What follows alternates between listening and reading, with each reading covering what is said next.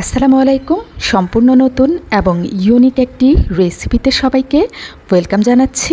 আজ আমি শেয়ার করতে চলেছি বাচ্চাদের খুবই পছন্দের একটা রেসিপি, চকলেট। রেসিপিটি তৈরি করার জন্য আমি সবগুলো উপকরণ রেডি করে নিয়েছি। চুলায় একটা পাতিল বসিয়ে দিয়ে দিয়েছি কনডেন্সড মিল্ক। চুলার আগুনটা রাখতে হবে লোতে। কিছুক্ষণ নেড়েচেড়ে কিছুটা পাতলা করে নিয়েছি। এবার দিয়ে দিচ্ছি চকলেট বারকে মেল্ট করে নিয়েছিলাম। এবার দিয়ে দিচ্ছি কোকো পাউডার, গুঁড়ো দুধ। এবার ভালো মতো নেড়েচেড়ে মিক্সড করে নিব। আমার বাচ্চাদের চকলেট এতটাই পছন্দ যে আমার হাজব্যান্ড বিভিন্ন দেশ থেকে বাচ্চাদের জন্য চকলেট আনায় পরিচিতদের মাধ্যমে। ওদের চকলেট শেষ হয়ে গেলে সবসময়ই ফ্রিজ থেকে নামিয়ে আমার চকলেট বারের উপর হামলা চালায়, যেগুলো আমি সবসময় রেসিপি তৈরি করার জন্য রেখে দেই। খুব ভালো মতো নেড়েচেড়ে আমি রান্না করে নিচ্ছি। চুলার আগুনটা আমার একদম কম হিটেই আছে। তো আমি সর্বোচ্চ 5 থেকে 6 মিনিটের মতো রান্না করেছি। তো এবার আমি নামিয়ে নিয়েছি এবং কিছুটা হালকা ঠান্ডা করে এরপর আমি একটা বাটিতে প্লাস্টিক বিছিয়ে দিয়ে চকলেটটা ঢেলে দিচ্ছি। ঢালা কমপ্লিট হয়ে গেলে আমি একটা চামচ দিয়ে চেপটা করে মেলে দিব।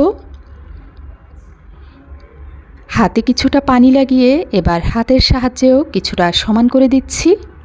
এই চকলেটটাকে মিমি চকলেটও বলা যেতে পারে। ছড়িয়ে দেয়া শেষ হয়ে গেলে এবার আমি 20 মিনিটের জন্য ফ্রিজে রেখে দিব। 20 মিনিটের জন্য ফ্রিজে রেখে দিচ্ছি যাতে কিছুটা জমাট বেঁধে যায় এবং চকলেট তৈরি করতে যাতে আমার সুবিধা হয়। তো এবার আমি 20 মিনিট পর নামিয়ে এনেছি।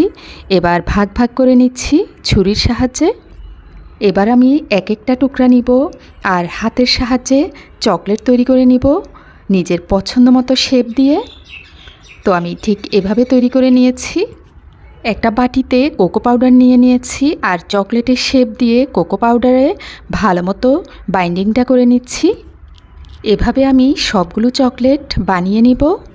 বাজার থেকে কিনতে গেলে এখানে 300 থেকে 350 টাকার মতো চকলেট আছে, আর এই চকলেট বানাতে আমার 150 টাকার মতো খরচ হয়েছে।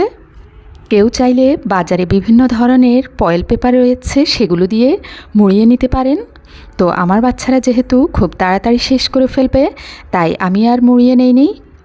তো এই তো দেখতেই পাচ্ছেন চকলেটগুলো খেতে কিন্তু সত্যি অসাধারণ ছিল। তো এভাবে আমি ফ্রিজে রেখে দিব।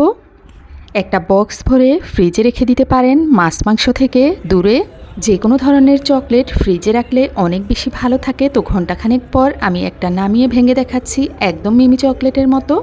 আশা করছি বাচ্চাদের জন্য তৈরি করবেন। সবাই ভালো থাকবেন।